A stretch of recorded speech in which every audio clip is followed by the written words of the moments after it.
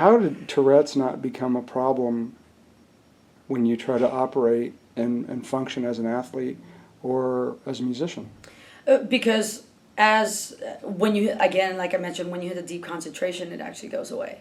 So it's sports and music became a release for me, where I don't know, maybe it's the adrenaline, your chemical balance changes, especially when you're in competition, it changes. But in music, I just think with the way that emotionally I react to music, I just think that it created something, maybe the chemicals that was being produced during the time that I'm listening to music, it just makes me feel so calm that there wasn't really as much twitching. The twitching would happen if I'm sitting still and not doing something, and stuff. But like in sports, I got in the batter's box, I didn't twitch. I step out of the batter's box to get the signal from the coach, I would twitch. But the moment I was back in the batter's box, all of my tics would disappear and stuff. And so in music, as I'm playing, zero tics, but the minute that, if there's some rest in the middle of the music, my head would start bouncing around a little bit. So it never really interfered with the performance of either end. I actually think that playing both probably helped me survive high school and college, because it was a constant release for me.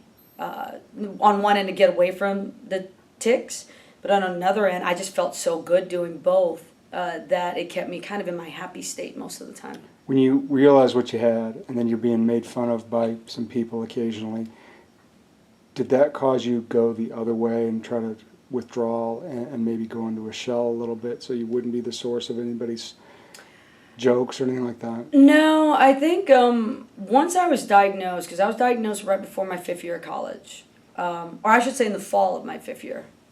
My spring. There goes my memory now. We're literally in the last semester of my college career, about to graduate, and that's when I was diagnosed. There was just a huge sense of relief. So when you think about it, that's about 10, 11 years of having tics and not understanding what was going on.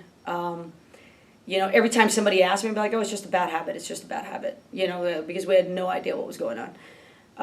And when I went to the doctor and we were talking about it, he handed me that big old medical book and opened to a page and said, I want you to read this.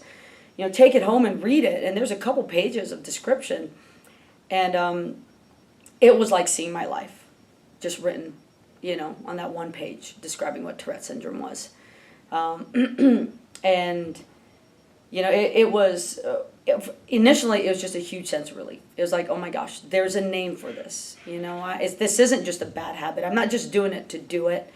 But then the realization sets in that this is also something that I'll never be able to get rid of. And I think that was more over the years that you start realizing that there's no cure for Tourette's. There's nothing you can do. There's things that you can do to lessen it or to make it feel better, but nothing that's going to make it go away. And so I think sometimes that's what's hard. You can accept it, but there's still going to be days that, when you're not emotionally at your best, it hits you that, you have this other thing that's just still kind of there with you no matter what. Did it ever prevent you from doing anything you wanted to do?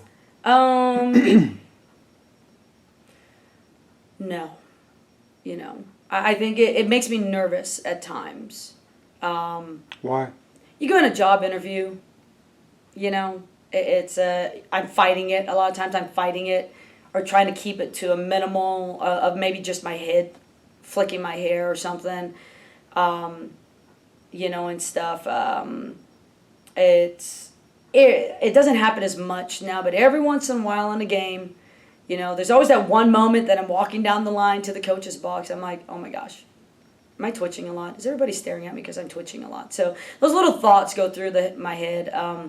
I think I'm just lucky enough to be working a job that requires my focus so much that once I get back to the focus, I don't even think about it.